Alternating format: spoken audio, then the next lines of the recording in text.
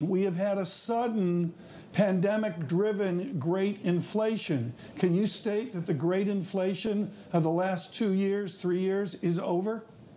I got the headline you kept repeating, inflation is halved, but I keep having to remember where it started, 9%. We can't declare victory yet. The great inflation isn't over until the Fed says it is, because they don't need to raise rates anymore. Once we got a run in which inflation is close to goal and people don't care much about inflation, then it's behind us.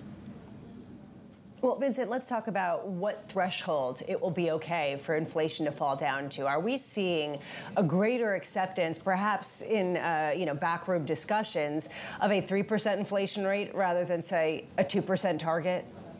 I think that's the real risk, that the Fed declares victory too early because it's harder to do otherwise. Chair Powell says 2% is the goal. I'm inclined to believe him. That's his definition of price stability. But it will get harder from here on as the unemployment rate starts rising, as inflation is no longer a material threat to economic expansion and people's well-being.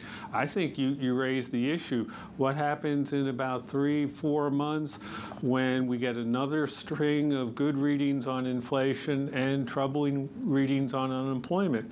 The Fed may declare victory.